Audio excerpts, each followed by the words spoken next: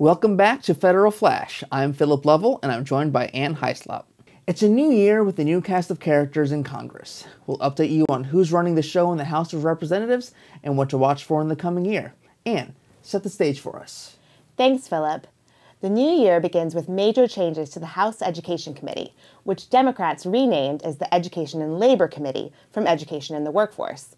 They also added a subcommittee on civil rights and human services that will handle policy already under the committee's purview, such as school lunch and child nutrition programs. The addition of the subcommittee highlights Democrats' emphasis on civil rights issues while they control the House. In addition to changes in name and structure, the composition will change considerably. Several freshman members have been assigned to the committee. On the Democratic side, this includes Representative Ilhan Omar, one of the first Muslim women elected to the House, and Representative Donna Shalala.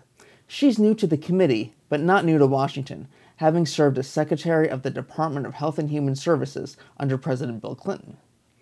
The Republican side also has several new faces. 10 of the committee's 21 Republican members are new to the committee, including 8 that are new to the House. The committee announced the topics of the first 4 hearings, including one on investing in public schools. But the committee has not yet asked Secretary of Education Betsy DeVos to testify, despite the assumption that aggressive oversight will be a top priority for the Democratic majority. Chairman Scott is going to be judicious about when he'll call the secretary to testify. Stay tuned. When Secretary DeVos is brought to the Hill, it's likely she'll be asked about draft guidance released by the department last week on Title I's Supplement Not Supplant policy. The basic premise is simple. Federal Title I funds are supposed to be on top of state and local dollars, not in place of them.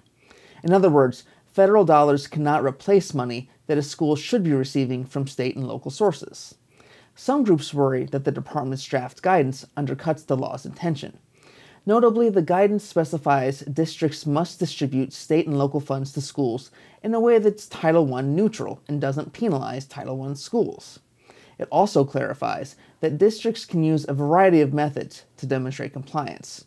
However, there's one method districts cannot use, per pupil spending, even though a Title I neutral method would likely result in equitable per pupil spending among Title I and non-Title I schools. To learn more, read the guidance at the link below and share your feedback with the department in the next 30 days by emailing oese.feedback@ed.gov. Looking ahead, most of the action and arguments in 2019 are likely to focus on higher education, not K-12. Republicans and Democrats alike want to reauthorize the Higher Education Act, but they're far apart on a laundry list of thorny issues, from for-profit colleges and program accountability to sexual assault on campus. Complicating things further is the department's current regulatory efforts, including new regulations on sexual harassment under Title IX that received over 100,000 comments. While often considered a higher ed issue, K-12 groups have concerns because the proposal would also apply to elementary and secondary schools, and, in the words of the National Association of Secondary School Principals, will lessen protections for assault victims and will hinder the ability of schools and educators to properly address assault claims. The department must respond to public comments before issuing a final rule. With 10 or 20 times the number of most regulations, we're likely months away from that.